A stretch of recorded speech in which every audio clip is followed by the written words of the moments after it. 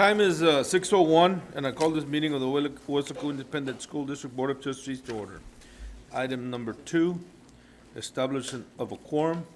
Let the record reflect that Oscar Caballero, Isidro Nieto, Andrew Gonzalez, and Erasmo Lopez are president. Item number 3, opening prayer, Dr. Alejandro. Yes, Mr. Vice President. Let me ask Ms. Munoz to assist me with the opening prayer. Okay, tonight we have Mirta Ortiz. She's a second grade teacher at Roosevelt, and she will deliver our invocation.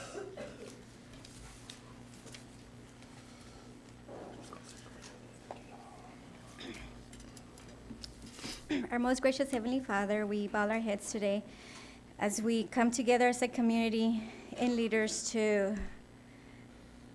we ask you for a special blessing that you help us bring our hearts and minds and put them together to bring great thoughts and leadership to this community as we're here to progress on this meeting. We ask for a special blessing on our families and on everyone in our community. And we thank thee for all the blessings and greatness that you have brought upon this community, and we say these things in the name of Jesus Christ. Amen. Amen. Thank you.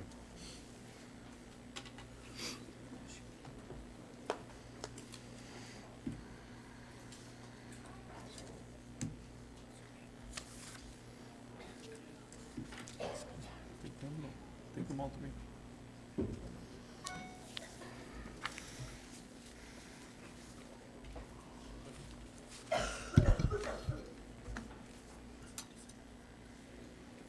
Thank you.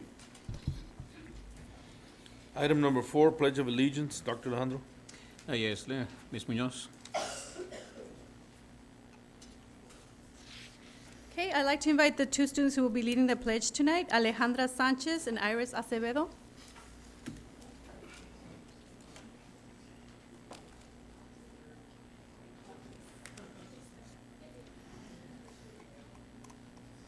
Okay, Alejandra Sanchez is the daughter of Elizabeth Sanchez, and she is this one right here. She is 10 years old and is a 5th grader at F.D. Roosevelt Elementary. Alejandra is a member of the Drama Club, Photography Club, Engineering Club, Guitar Club, and is also a cheerleader. She shows exceptional leadership skills, obtaining honor roll and superior honor roll since the 1st grade at FDR. Alexandra plans to graduate from South Texas High School, also known as Med High in Mercedes, and get a strong foundation in the medical field like she has at FDR. After graduating, she plans to attend the University of Texas RGV to pursue a career as a neurosurgeon. Next to her is Iris Acevedo, and her mom just delivered our invocation, Mirta Ortiz. She's also a 5th grader at Roosevelt Elementary. She is the ambassador for the school and is a member of the Drama Club. She has been in the Superior Honor Roll since the 1st grade. Iris loves to read and has been a million-word reader in 3rd and 4th grade. Iris attended a STEM National Youth Leadership Conference recently, where she cooperated with other youth across the nation. She also shows a great passion in writing and is currently working on writing a book. Iris plans to attend UTRGV and obtain a degree in computer engineering. I'd like their parents to please rise to be recognized.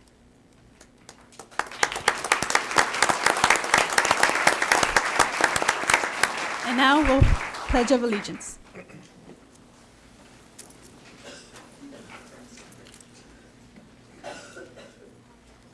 Pledge allegiance to the flag of the United States of America and to the republic for which it stands, one nation, under God, indivisible, with liberty and justice for all. Honor the Texas flag. I pledge allegiance to thee, Texas, one state under God, one and indivisible. Thank you. Good job.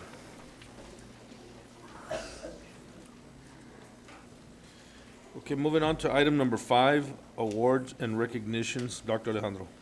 Yes, Mr. Vice President. Let me have Ms. Munoz assist us with this. Okay, we're going to have the first group. Please come to the front and join us. Okay, this is the Weslaco East High School Odd District Choir. We may applaud.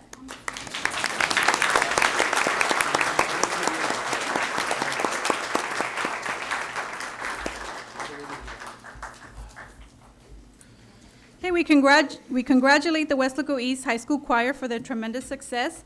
These students made the all-district choir and have advanced to regional competition, and tonight we're going to congratulate them. First and foremost, we have Brenda Asa.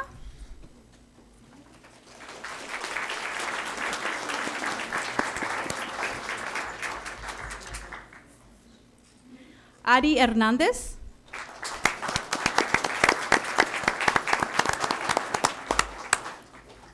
Gabby Longoria. Anaí Lucia. Yvette Maldonado. Susana Maldonado. Kevin Liu. Tony Rosando.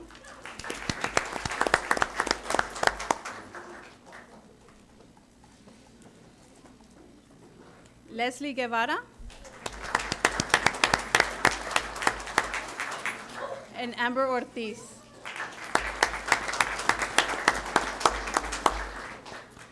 Okay. These students made it to the all-district choir and also qualified for regionals. The following students made the all-region choir: Priscilla Duran,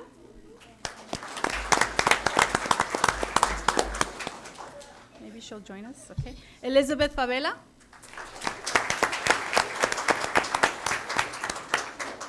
Fernando Garcia, Andrew Peinado, Kayla Rivera,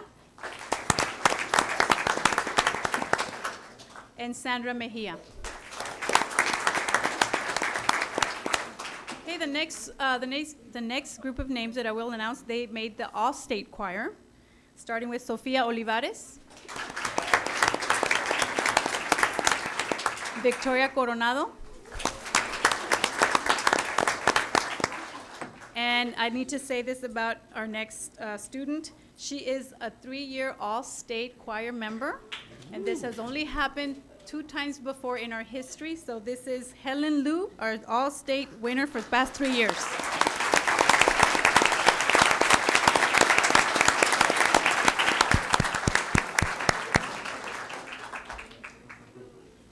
Congratulations, ladies. I'd like to also recognize our choir director, Jeremy Figueroa. I'm sorry, Jeffrey Figueroa. That was Jeffrey Figueroa. And please, parents, please rise to be recognized.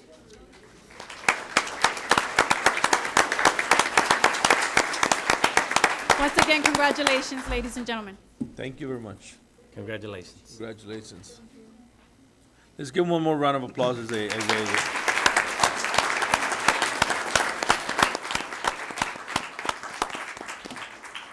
Good job. That's what we have here in Weslaco, just the best. Best of the best, yes, sir. Thank you. Moving on to, is that it for the awards? No, we have one more group. One more, okay. Let's call out the Mary Hogue Mary Hogue Middle School softball team.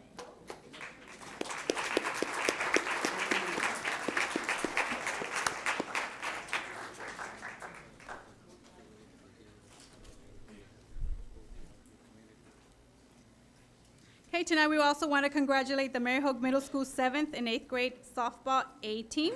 This was our inaugural season, and our Lady Jaguars recently won the district championship title, ending the season with an undefeated 5-0 record. Our champions are Danielle Castillo, Leila Castillo,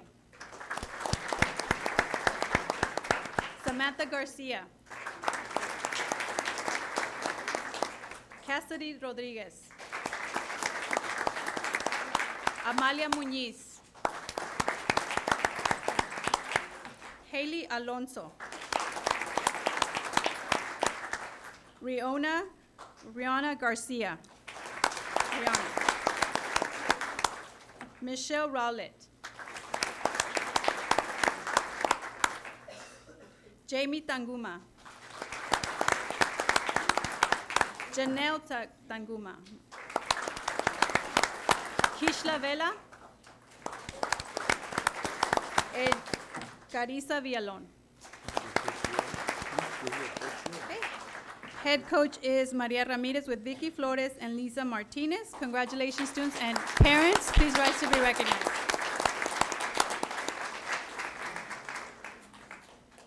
And once again, congratulations as they exit the stage.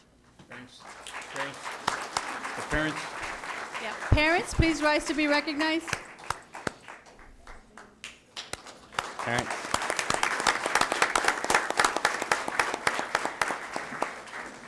And this is the first year, is that correct, Dr. Alejandro? Correct. You know, Very first year. already champions. So says a lot for our students and the quality of coaches that we have here in Weslaco. Good job. Good job. Next on our agenda, the Parental Involvement Department, along with the South Texas Juvenile Diabetes Association, hosted a Stomp Out Diabetes 5K walk. And tonight we want to thank the community and our school district staff and members for their contribution in making this event such a success. We also thank the South Texas Juvenile Diabetes Association for their work to bring awareness to this disease. Several schools took part in the Stomp Out Diabetes banner contest, and tonight we want to recognize those winners. Rodolfo Rudy Silva Elementary won 3rd place.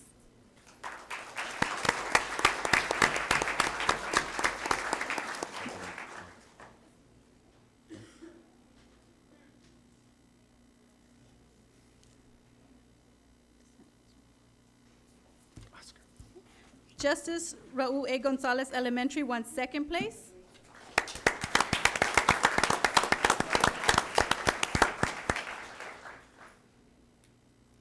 A. Antoni Rico Elementary won 1st place in the banner contest.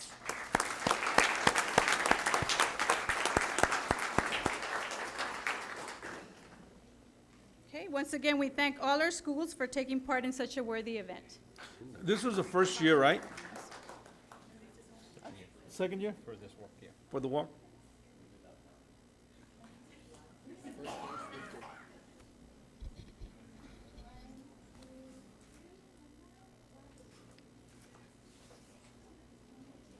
Congratulations.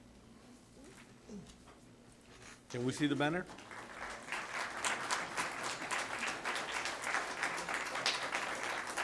Very nice, very nice. Congratulations. Congratulations. Mindy, is Ms. Franco here? I saw, there she is. Please rise. We can applaud you as well.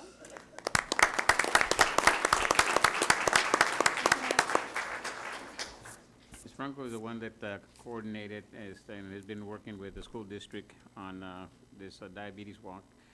Diabetes, along with heart disease and cancer, of course, are very predominant here in the valley. So anything that we can do to raise awareness about these 3 major diseases that affect our communities, we definitely want to do everything possible to raise that awareness and try to do everything possible to cure it. I often tell my staff that in our classrooms sits the author that's going to rewrite that DNA code that's going to do away or cure diseases such as heart disease, cancer, and diabetes. I know that that child, that future scientist, is sitting in our classrooms today.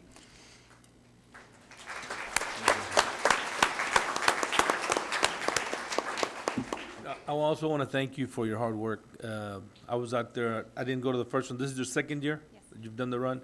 And it not only was it fun, but there was, the whole district, the whole school was involved and set up their booths and just, it was a camaraderie and the exercise for those that ran, because I didn't. I'm sorry.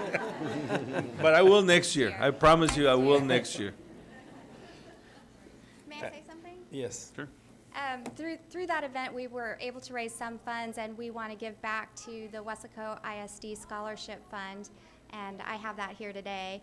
And we also have $1,000 we'd like to give towards the athletic departments that helped us with the Stomp Out Diabetes campaign. I also have that here today. So, and we want to thank you from the bottom of our hearts for opening up your district to us and allowing us to do such an amazing work in this community.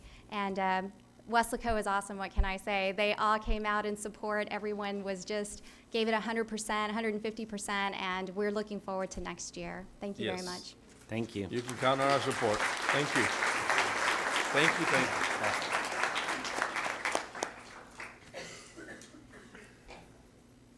Is that it for the awards and recognitions?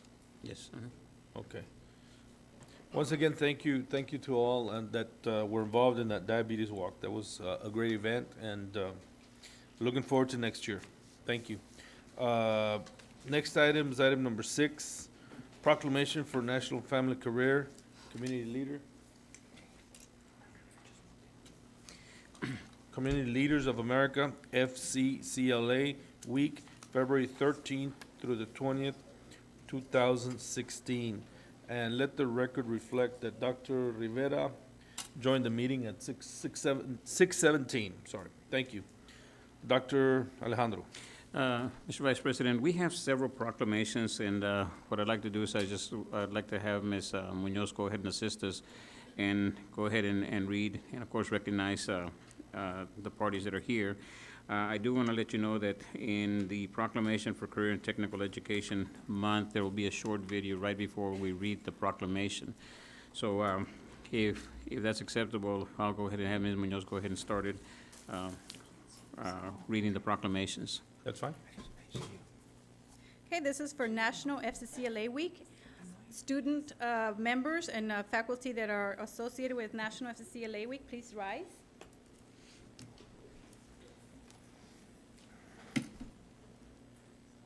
Okay, how about if we have you all come to the front, please? Hey.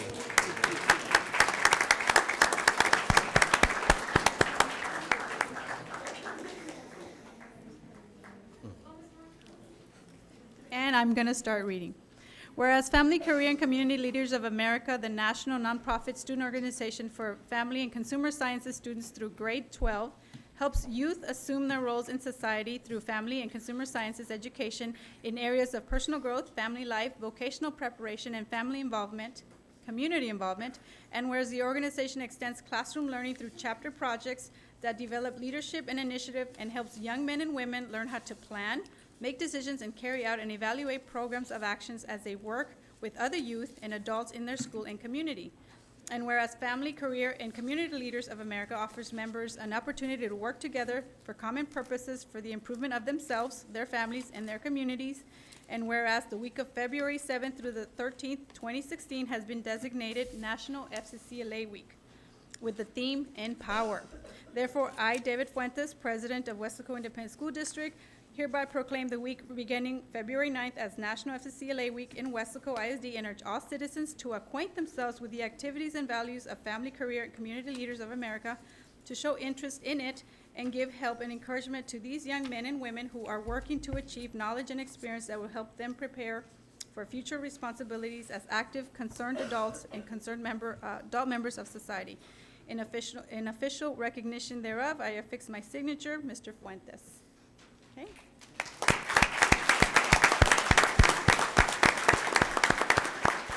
Thank you. Thank you for all your hard work. That's to be appreciated by all. And thank you so much. If we have any parents, could you please stand up? We're all parents. Okay, I'm going to play the video, and if members of the career and technical education groups, please come to the front. That's all okay, just rise. You can just rise then. Y'all don't want to come to the front? Let me play a video. Also, I'd like to mention that the student producers are here. If you could wave at us. Two students that produced this video. There's one. And parents, congratulations as well. Here is the video now. I'm going to play it. February is National Career and Technical Education Month. Are you ready? I am ready. I am ready. I am ready. I am ready. I am ready. I am CTE. I am CTE. I am CTE. I am CTE. I am CTE. We are ready for our careers. For more information, see your campus counselor or contact CTE office at 956-969-6703 or visit us at www.cate.wisd.us.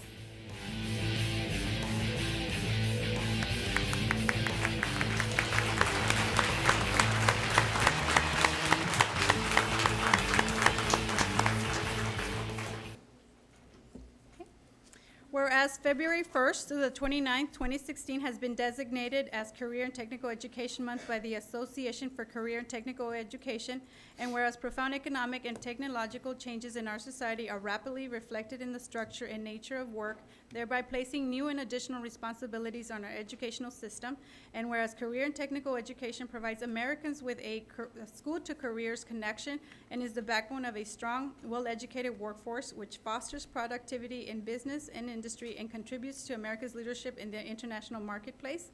And whereas career and technical education gives high school students experience in practical, meaningful applications of basic skills such as reading, writing, and mathematics, thus improving the quality of their education, motivating potential dropouts, and giving all student leadership opportunities in their fields and in their communities. And whereas career and technical education offers individuals lifelong opportunities to learn new skills and provide them with career choices and potential satisfaction.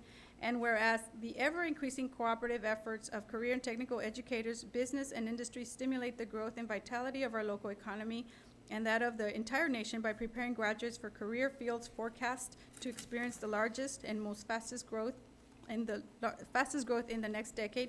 Therefore, I, David Fuentes, President of Weslaco Independent School District, do hereby proclaim February as Career and Technical Education Month in Weslaco and urge all citizens to become familiar with the services and benefits offered by the career and technical education programs in this community and to support and participate in these programs to enhance their individual work skills and productivity. Signed, February 9th, 2016, Mr. Fuentes.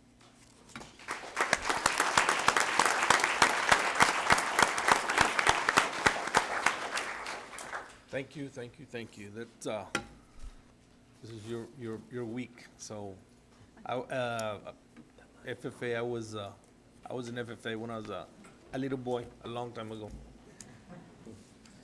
And I really enjoyed it. I like, your all's meetings, when the meetings get going. Parliamentarian, the president, of course, has the gavel, but the vice president has his position. Everybody says a little something, right, to get going. I was back with Mr. Gonzalez when he was a little boy too.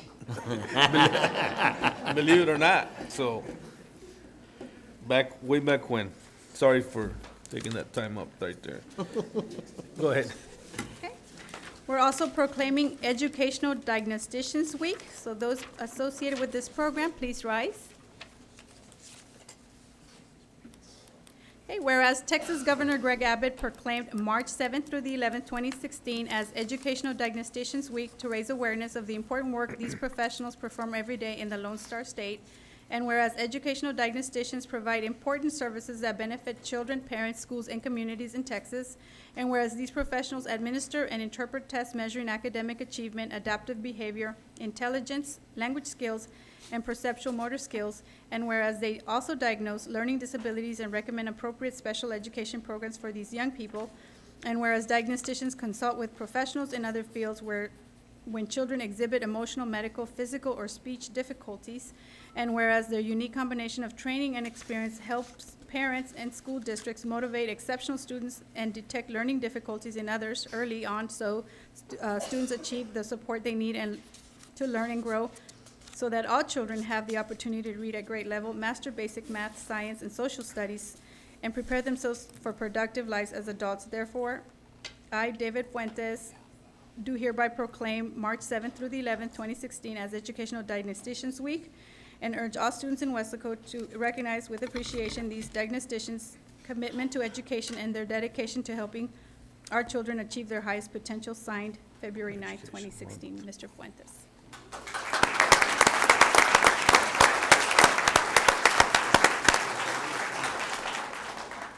Thank you for all your hard work. It is noticed. Okay. Also, as you walked into the boardroom, you noticed there was some artwork on display, and this is to feature our art programs across our district. We have Youth Art Month coming up in March. Whereas the study of art leads to a fuller, more meaningful life, and whereas art education provides substantial educational benefits to all elementary, middle, secondary students, and whereas art education develops students' 21st century skills, creativity, critical thinking, communication, collaboration, and prepares them for higher learning, and whereas art education teaches sensitivity to beauty, order, and other expressive qualities, and also gives students a deeper understanding of multicultural values and beliefs. And whereas art education advances student mastery in art production, art history, art criticism, and aesthetics. And whereas our national leaders have acknowledged the necessity of including arts experiences in all students' education. And whereas the National Art Education Association, in conjunction with the Texas Art Education Association, Weslaco Parents for Arts Learning, PAL, strives to improve the well-being of our communities by upgrading visual awareness of cultural strengths in the Rio Grande Valley and the United States as a whole. And whereas the residents of Weslaco have joined the National Art Education Association in supporting the youth of our community in their intellectual development through artistic endeavors and offering support to our committed art teachers. Now therefore, I, David Fuentes, President of the Weslaco ISD Board, do proclaim March 2016 as Youth Art Month. All administrators are urged to give their full support to the quality of school art programs in our youth. In official recognition thereof, signed February 9th, 2016, Mr. Fuentes.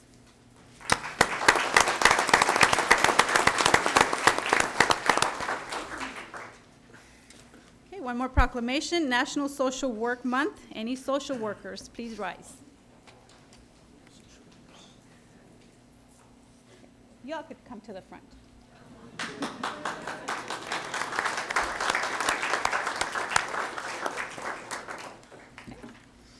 Whereas professional social workers work on the front lines of human service delivery to help people solve real problems, whereas professional social workers see firsthand the insidious effects of hatred and prejudice on individuals, families, and communities, including a rise in hate crimes, whereas professional social workers understand that crimes against individuals based on race, ethnicity, religion, gender, sexual orientation, political beliefs, and other characteristics diminish the humanity of the victim and perpetrator alike, whereas the social work profession strives to help the victims of violence concurrently to remove the causes of violence through community advocacy, institutional change, and public policy initiatives, whereas professional social workers help solve problems and settle differences without resorting to violence. Therefore, I, David Fuentes, President of the Weslaco Independent School District, do hereby proclaim March 2016 as National Social Work Month in Weslaco ISD and call upon the members of the community to join with the social work profession in support of appropriate programs, ceremonies, and activities designed to achieve its goals. Signed officially 9th day of February 2016, Mr. Fuentes.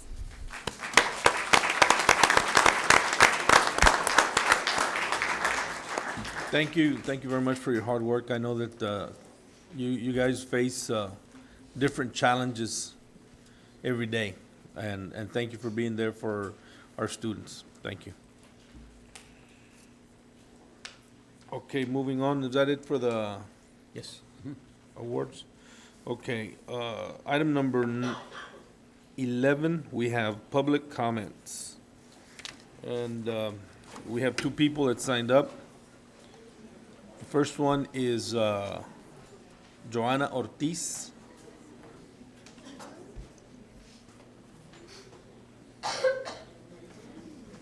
Listo, Oscar? Let me read something to you before you take off. Okay, you are to address matters that concern the school district. You are not to attack any board member, administrator, or the superintendent. You will be asked to cease from any attacks. If you do not abide, you will be asked to leave. You're going to have 5 minutes. You need to give your name and your address. That way you can get going. Okay. Thank you. My name is Joanna Ortiz, 522 Southbridge Avenue, Apartment 1, Weslaco, Texas, 78596. I'm here representing Roosevelt, and I want to thank everyone that was here last time I spoke to you all. I brought up a matter, and it was taken care of very quickly. We want to thank you very much for that. The reason why I'm up here is because I know there's a meeting tomorrow, and you guys are going to discuss what the schools need, and I'm up here to remind you, Roosevelt, we're here for our kids, every one of us, everybody that's here. Our motto is the whole child, the whole world, the whole universe. We need to give our children the tools they need to succeed in life. They are our future. Like Dr. Alejandro said a little while ago, there might be one of our students could cure cancer. There could be a president. There could be a space engineer. SpaceX is coming real soon to the Rio Grande Valley. Our children should be the first ones to be working there. We need to give them all the things that they need to succeed in life. With that, you know, a lot of the parents at the school want to have you guys consider our school as something that could be done to enclose it, a gym for the kids so they're not outside when it's hot, when it's raining, when it's cold. Now we have this epidemic of the Zika virus. That's something else to add into the mix that we don't want our children to be involved with. You know, they have to go outside when they have to go to the cafeteria, go to the library, go to the main office. If they're in building B, they have to go around. And we just want you guys to remember our school when you are speaking about the facilities that need to be built. And that's it for now. Thank you very much for your time. Thank you. Thank you. Thank you. The next person that signed up for public comments is Yvette Carrillo and Delfina Salazar. Good evening. I'm gonna need to read you the same thing again. Okay. Okay, and then you're gonna start with your name and your addresses. Okay, but first let me read this to you. You are to address only matters that concern the school district. You are not to attack any board member, administrator, or the superintendent. You will be asked to cease from any attacks. If you do not abide, you will be asked to leave. Go ahead. Thank you. My name's Yvette Carrillo. I'm with the University of Texas Rio Grande Valley Police Department. I'm the Victim Services Specialist, and with me is Delfina Salazar. She's with Weslaco Police Department. And I'd just like to point out, I am also a former Weslaco High School graduate and a former member of the FCCLA. And I'm chair of the Hidalgo County Family Violence Task Force, which participating with the FCCLA was allowed me, you know, to be part of organizations. So thank you so much. What we're here today is to thank Dr. Alejandro for our idea that we had. Under the Hidalgo County Family Violence Task Force, we came up with an idea based on the La Jolla. So why is La Jolla and the West Side doing a 2K walk and pep rally for our Young Hearts Matter, which we were doing is Teen Dating Violence Month. February is National Teen Dating Violence Prevention Month. And across the nation, many victim service providers host prevention awareness events that bring some light in regards to this terrible crime. Dating abuse is a big problem affecting youth in every community across the nation. Dating abuse is a problem and affecting every community across the nation. According to the Center of Disease Control, nearly 1.5 million high school students nationwide experience physical abuse from dating partner in a single year. 1 in 3 girls in the U.S. is victim of physical, emotional, or verbal abuse from dating partner, a figure that far exceeds rates from any other youth violence. 1 in 10 high school students have been purposely hit, slapped, physically hit by their boyfriend or girlfriend.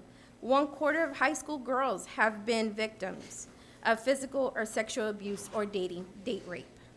The Rio Grande Valley region is no exception to teen dating violence.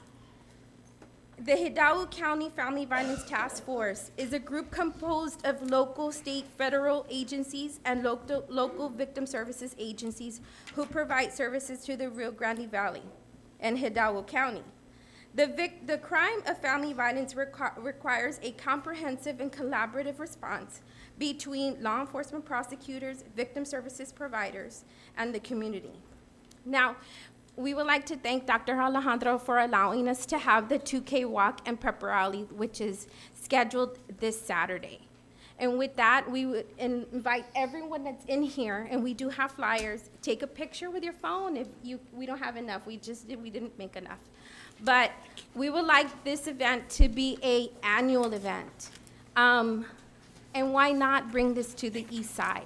And since we are members, I am members of this community, I wanted to bring it to Weslaco High School and to the Weslaco Independent School District. Thank you. Thank you so much. Thank you. Thank you. Are we promoting this, Doc, on KWES, or are we allowed, or is it not? We are? Okay, well, And it's allowed, yes. we invite everybody to show up for this Saturday for the 2K walk. I can do a 2K walk. Especially for a good cause. Okay, moving forward, item number 12 is Superintendent's Report. Dr. Alejandro. Yes, Mr. Vice President, I'm happy to report that we're still doing real well in terms of our enrollment. We have 363 students over the same time last year. This is mainly due to our ELF Academy, which has an increase, which right now our enrollment in the ELF Academy is 299, so that accounts for most of the increased enrollment. We do have a change in some of the campuses. There's been some withdrawals and then some registrations at others. So we do see some campuses that have a decreased enrollment from last year and others that have an increased enrollment. On the second page, where it's broken down by... Let me ask on this page, on the kids at Horton, that appears to be a big number, 101. Do we have the staff there to work with these 100 kids? Yes, You have the staff? Okay. When these kids are assigned, are they withdrawn from the school they were referred from? In other words, you have 100. Are they in both rosters, the high school plus Horton? No, Or they're withdrawn? they're withdrawn from home base and enrolled in Horton. Okay. 100 just seems excessive. So, just an observation. No, and we have been working with the campuses to try to get students back to their home-based campus as quickly as possible. And I know that Mr. Garcia has worked with the principals, mainly at the secondary campuses. So we'll continue to monitor that number.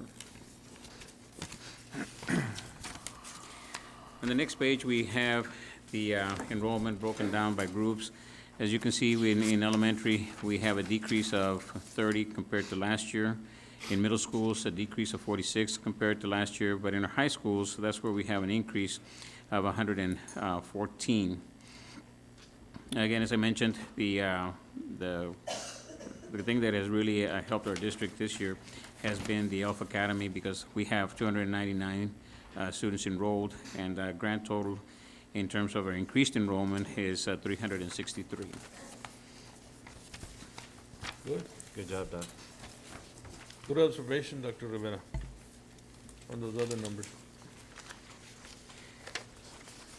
In our report on the insurance, we have Rick Freitas from Freitas Benefit Group that will be presenting to the board on our health insurance.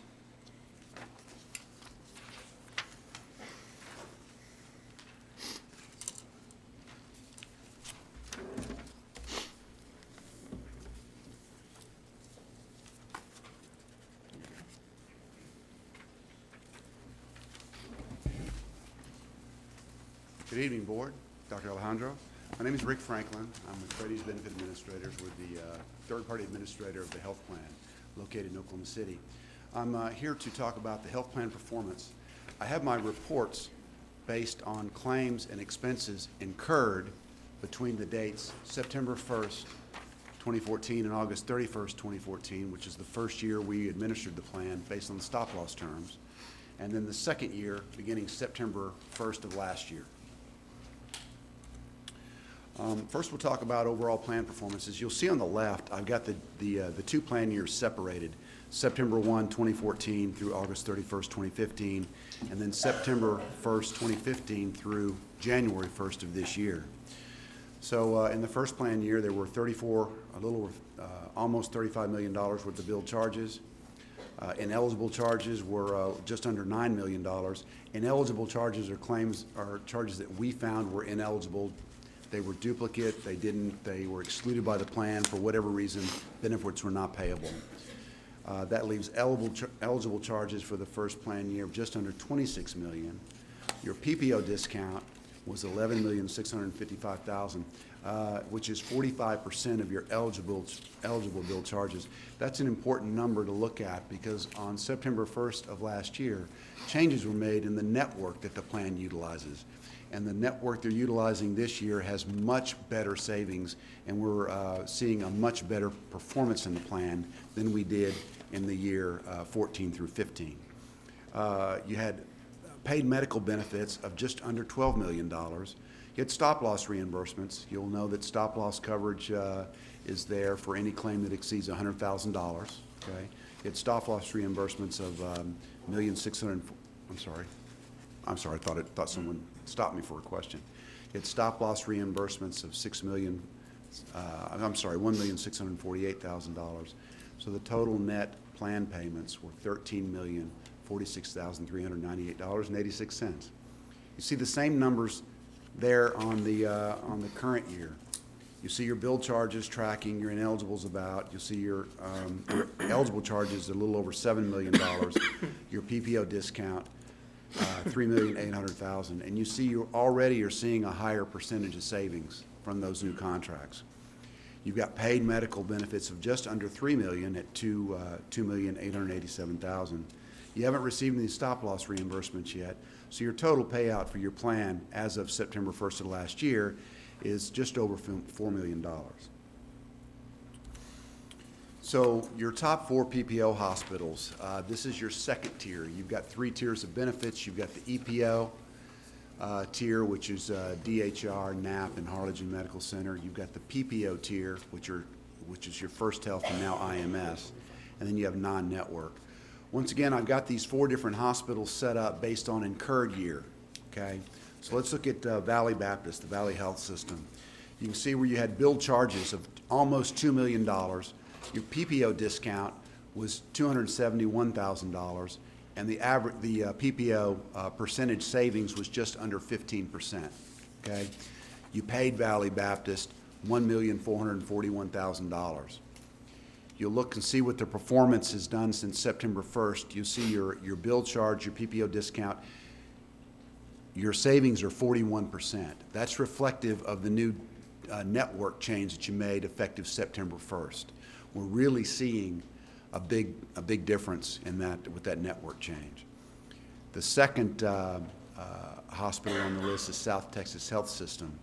You'll see that your average, I won't go through all the numbers, you'll see your average PPO, your PPO savings averaged 35.73% in the first plan year, and now they're almost 66%. Significant. MD Anderson. MD Anderson gives the same discounts to all networks. It ranges anywhere from 15% off bill charges for some outpatient to about 30% off bill charges to some of the inpatient procedures. There's a referral pattern from this area into MD Anderson when someone is seriously ill with cancer. You can see that your PPO discounts the first plan year were 29.2%, and they're tracking at 21.67% so far since September. But if you'll see the small amount of billed charges from the second plan year versus the first plan year, that's essentially the same percentage savings. There's really no difference, and you wouldn't expect any difference. I would expect after this current plan year is mature that it will match up very similar to what the current plan savings were, or the plan savings were September 14 through August of 2015. And then you look at Rio Grande Regional. Immediately you go toward almost an 85% savings the first year and a 79% savings now. The key to that particular hospital is they have very, very aggressive outpatient surgery rates.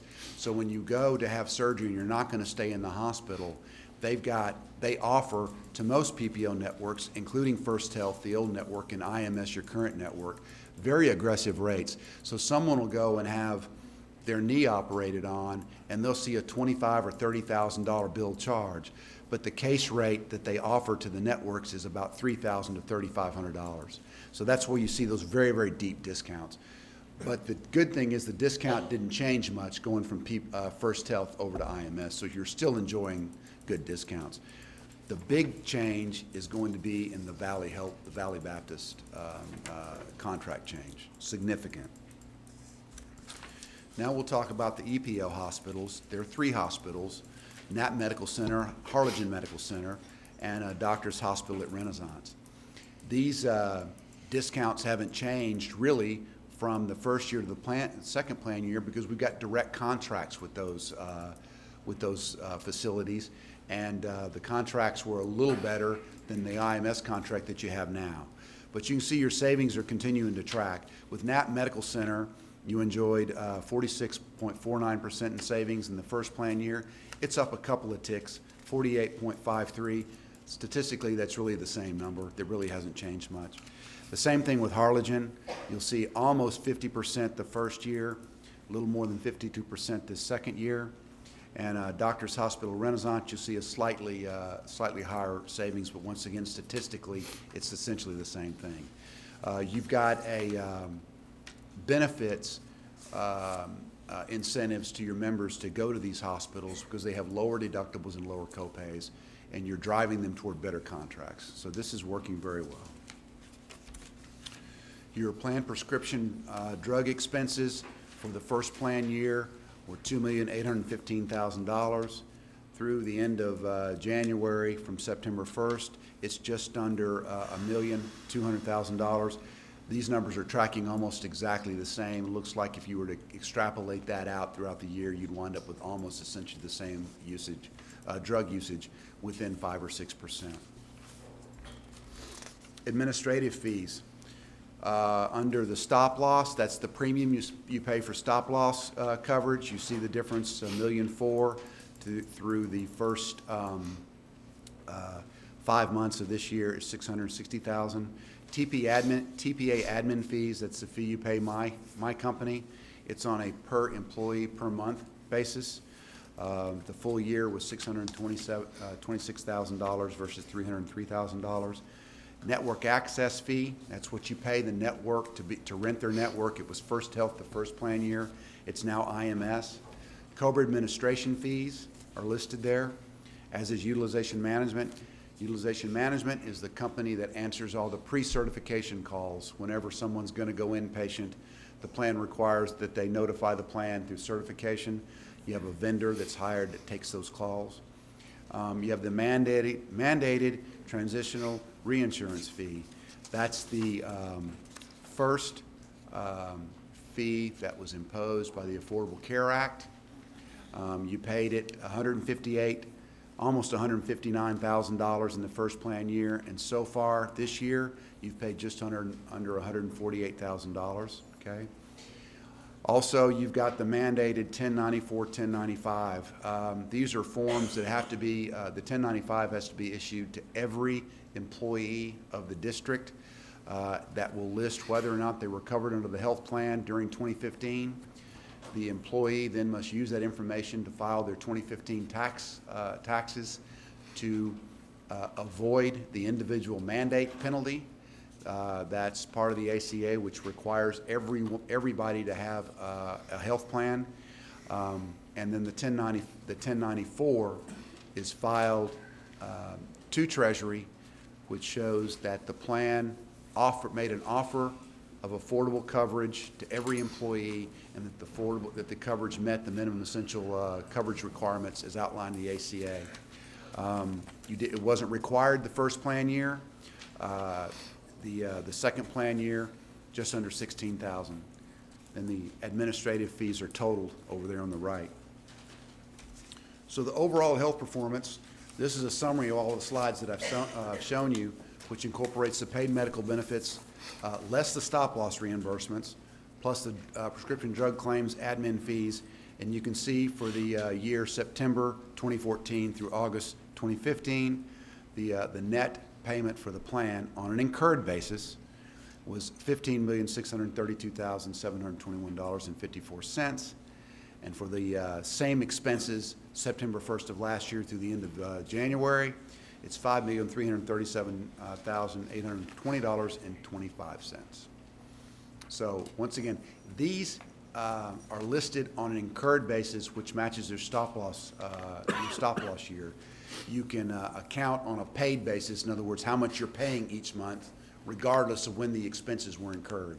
But I wanted to be able to show you this on an incurred basis because it highlights the bigger savings you're getting from the PPO network based on the change that was made September 1st. I believe the plan is performing better than it did the previous year. Any questions? That concludes my presentation. Mike, let me ask you this. On this page on the bottom, for 6 months, September through January, it's 5.3 million. What was it last year, the same, comparing apples to apples? Do you have those figures? I don't have them with me, but I can get Can you them. put them on the update? Yes, sir. You want it through, I understand what you said. Yes. I can get it for you. Are we on target? Like Mr. Franklin mentioned, we're actually doing better this year than we were last year because of the change in the network. And of course, there were some significant high claimants that we had that have started to taper off. So we're looking better this year. Okay. The track is going at about a third of what it was the previous year, but 40% of the year's gone. And that also includes the last 3 months of last calendar year when quite a few claims are filed. People have met their deductibles, right. So they get into December and they have the time off and they have some things done. The other time period which affects school districts is there tends to be a spike in claims. It's summertime because people are off, and if they can put things off, they'll have them done during the summer. We'll see what happens August 31st of this year to see how we compare last year to this year. Mike or Rick, so are we saving money because the staff is taking advantage of the PPO and the EPO? It's a combination of two things. You're continuing to save money because they're going to those EPO providers. Correct. But on the PPO side, you have a much better contract in place with the new network. Good job. Questions? Mike, Thank you. you reaching out on what both of them were saying. As far as our EPO network, do our employees know that they do pay that lower deductible and the lower copay going to these 3 hospitals? We've done significant advertising, so they should know. But I think just to refresh your email to go out, just in the event of something. We can do that. Because they have, what, a $250 deductible if they go to these hospitals, correct? That's correct. $5 copay. Wow. So I think it would benefits them to go there. And if I could add, we met with the committee earlier this afternoon. Rick presented his report. I presented something. We do have some more ideas that we're working on. We presented them initially to the committee today, so got some feedback from them, and we will be bringing those as recommendations to the board for next plan year, as far as how to tweak the plan to try to save some money. Okay. Thank you. Thanks. Roger, you're okay? Thank you very much. Thank you. Well, the numbers look good. Looking at them from September through January 31st, so like Dr. Rivera said, we'll look at them in August and see where they go from there.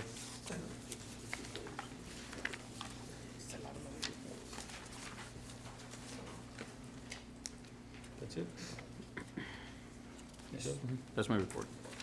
Okay, moving on to item number 13, consent agenda. Dr. Rivera, do you have anything to pull? Oscar? No, sir. Isidoro? No. Andrew? I'm good. Okay, then I'll entertain a motion. So move. Second. You have a motion by Isidoro and a second by Andrew.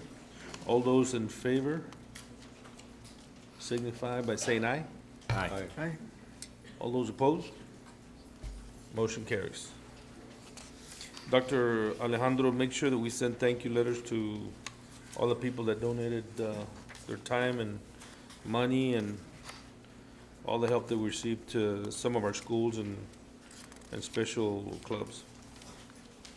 We'll be sure to follow up and make sure that they get a letter recognizing their contributions. Thank you, thank you. Okay, moving on to item number, item number 14, discussion items. We have interim financial report for the month of January 2016. Dr. Alejandro. Yes, Mr. Vice President, I'm happy to report that we are doing real well in terms of our revenues that we've collected. We have 53.42% of the revenues collected. Most of these are coming from our local sources. We've had 63.58% collections. We had a real good month, and we practically doubled the collections, tax collections. State sources, we've collected 52.72% of the revenues that were allocated, and 42.12% of our federal resources. In terms of our expended or encumbered revenues, we have 38.66%, which is pretty much in line with the 5th month of the year, which would have been about 41%. So we're right there in line. So again, I'm glad to report that we're doing well, very well in terms of our collections. This is a non-action item. Okay, any questions? Andres, based on these figures, Comments? Andres, based on these figures, on your budget for this year, what do you project your fund balance at the end of the year? On the budget for The savings at the end of the year? Yeah, whatever, yes. For now, we're looking the about fund balance. $1 million, $2 million, being conservative. Okay. Just the savings for the budget for this year. Right. The fund balance, we have right now 16.5 million on the undesignated fund balance, the one that we don't touch. We have an additional amount, I still haven't finished the calculation because we've taken money throughout the year. So we have another at least $2.5 million that can be used for facilities or other needs. And your rainy day fund? How But much do you have in that one? For the undesignated fund balance is $16.5 million, yes. Okay. We've been raising it by $500,000 every year, the last 3 years. Okay. So we'll be able to put $500,000 in there again this year? Yes. Thank you, Andres. Thank you. Anything else? Okay. Moving on to item number 15, acknowledgement of Hidalgo County Tax Office collection report for December 2015, current taxes and delinquent taxes. Dr. Alejandro. Yes, Mr. Vice President. We did not receive this report last month in time to present it to the board, so we put it in the update and we're including it in this month's agenda. We have not received the January report as of yet. It's still being processed by the Hidalgo County Appraisal District. But for the month of December, we're doing okay in terms of our current taxes. We're 0.59% lower, but as I mentioned a little earlier on the previous item, we have had a good month in terms of our collections, so we're expecting this to change significantly. In terms of our delinquent taxes or prior year levy, we have 0.89% higher. So we're doing well with our collections this year. And again, this is a non-action item. Okay. Andres, your budget is based on what, current and delinquent? Yes. What is the current? The current 91%. 91? And 27 for delinquent. And No, what is it? sorry, 20% for delinquent. I put it 20%. low to be conservative. Because those, we don't know. Because when you were they're collect- higher last year in delinquent, weren't you? We had 27, yes. So why did you go lower? I wanted to be safe because as the year goes by, we've been collecting more, so there's less left. So we don't necessarily collect it all. The current usually the one that brings us more, and we have about 2% that we use as buffer. That's what helps us at the end with the savings. of When the do you budget. get the January report? Probably by the end of the week. Can you put it on the update? Yes. So we can see what the January I contacted the report tax office today. They don't have it yet. They're still working on the Okay. January collections Okay. because it was the end of the year before Just people put it start on paying the update, penalties. so If we can get see it by the Friday, we'll put January. it in, yes. Okay. Thank you, Andres. Thank you, Andres. Item number 15, closed meetings to discuss personnel matters, employment of personnel, new hires, B, resignation, C, deliberation regarding appointment, employment, evaluation, reassignment, duties, discipline, or dismissal, or proposed termination of a district employee. Number 17, consultation with legal counsel regarding Texas Workforce Commission Civil Rights Division Charge Number 1A16235, Equal Employment Opportunity Commission Charge Number 31C 2016-00342C, Alejandra Aguilar versus Weslaco ISD. And at this time, the time is 7:01, and we will be going into closed session.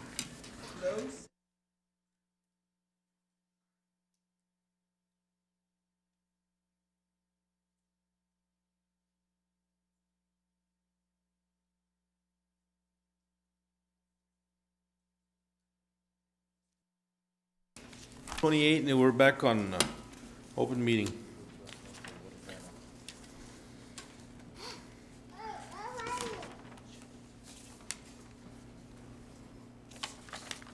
Going back to item number 16, personnel matters. Item A, Texas Government Code 551.074, A, employment of personnel, new hires. Dr. Alejandro. Yes, Mr. Vice President, you have the list before you, and I'm recommending approval. So moved. Second. Okay, we have a motion by Isidoro and a second by Andrew. Any discussion? There being none, all those in favor signify so by saying aye. Aye. Opposed? Motion carries. Item B, resignations. Dr. Alejandro? Yes, Mr. Vice President, you have the list before you, and I'm recommending approval. So moved. Second. Motion by Andrew and a second by Isidoro. Any discussion? All those in favor signify by saying aye. Aye. Aye. Opposed? Motion carries. Item C, deliberation regarding the appointment, employment, evaluation, reassignment, duties, discipline, or dismissal, or proposal termination of a district employee? There's none. None, no action. Okay, moving on to item number 17, consultation with legal counsel regarding Texas Workforce Commission Civil Rights Division Charge Number 1A16235, Equal Employment Opportunity Commission Charge Number 31C 2016-00342C, Alejandra Aguilar versus Weslaco Independent School District. Dr. Alejandro? This is a non-action item. Okay. Non-action item. Okay.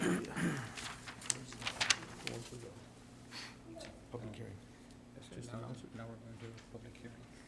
Okay, at this time, we will move on to item number 19, public hearing regarding proposed equity adjustment for Director of Advanced Academics College Readiness, Texas Local Government Code 180.007. Dr. Alejandro. Yes, Mr. Vice President. We have a couple of vacancies that are open, and we've advertised for them.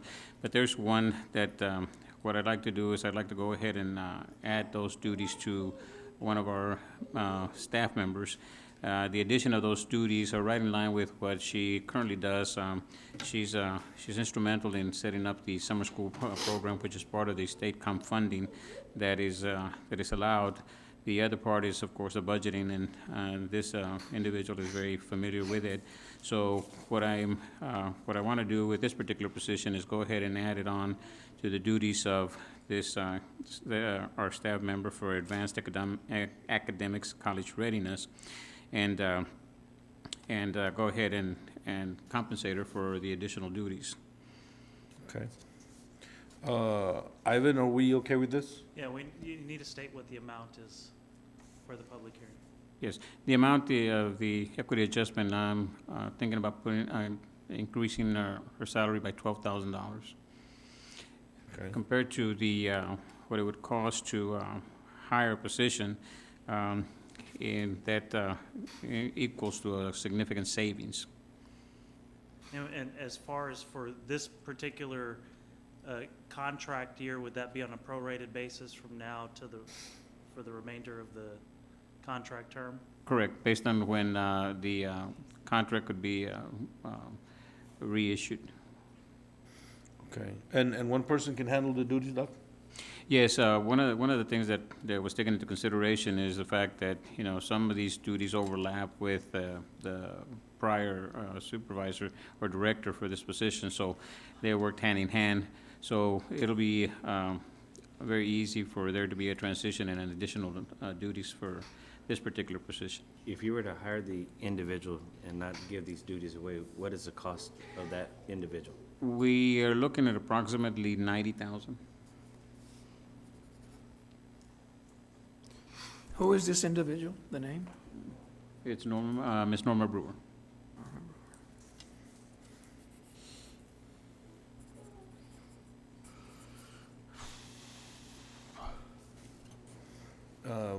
Well, I'm gonna assume you've already discussed, she's ready for the duties and ready to move forward and take this all on? Yes, I did discuss it with her to make sure that she would be able to handle the additional duties, and she assures me that she is quite capable and ready to accept the challenge. Who has the duties right now?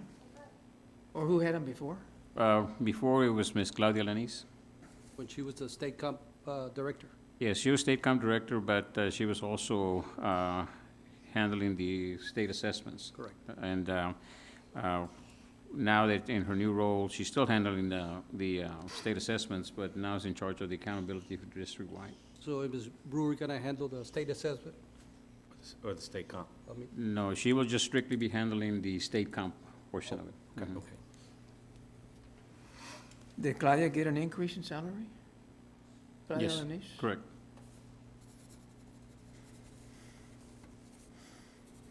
This is just public hearing for right now, right? Yes. Yep. Okay, so I'm trying to understand this. So before Claudia had this position, this assignment, Correct. and then you took that away from her, from Claudia. Mhm. When? Recently or? So No, this it's was been- earlier in the year, It was earlier in the year. when she went from state comp to her new, Director of Assessment and Accountability. correct. So who's doing this right now? The new responsibilities? Who's The in charge state of it comp? right now? State comp? Well, this one, the one the adjustment you wanna make? Yes. Who's State doing? comp, yes. I have Mr. Salinas and Salanese currently working together to keep it going until we can either replace it or transfer the duties. And they can't continue doing it, these two individuals? Well, the problem with that is that, you know, we're getting ready to start into the state assessments. Spring, that's the thing with spring. And it is a very critical time of the year, so it's not very practical to have her continue to try to do that, because what that does is it minimizes the amount of time that she would be able to dedicate to assessment and accountability. One of the main reasons that that position has become available is because, or that we initiated that position, is because this is a trend that is happening. In one of our Future Ready meetings that we had, the state, the Department of Education indicated that this was a trend that was coming in terms of having somebody that was strictly dedicated to assessment and accountability. So knowing that this is coming down the pipeline, we decided to go ahead and be proactive and include this position in our district. So it does require a lot of additional responsibilities. That's why, especially now, that testing is going to start. It's important that we free Ms. Alanis up so that she can dedicate her time to the assessment portion of her duties. And with this salary increase, what is the yearly salary now? The yearly salary would be approximately 96. 96,000. Correct. What does this do to the other staff members that are gonna say, well, okay, she got additional duties, can I have something too, to increase my salary? Does this open the door to somebody else? They may wanna go out there and also get an increase. No, I don't think that that would open the door to anybody else. I know that this has been done in the past where duties have been combined and equity adjustments have been made, given the employees, so, and it's never been a problem, so I don't foresee a problem in this particular case.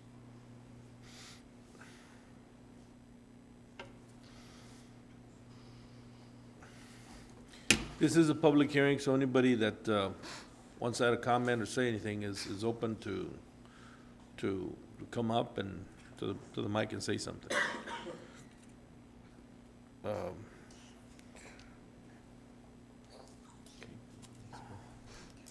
Any more comments, anybody? Can you give us a list on the update of the people in that school district from the highest, all the ones that are in the 90s? I'd just like to see what the salaries are. Those 100,000 all the way to 90, to see where this individual falls in. I mean, that's public information, so that's not something that we don't need to know.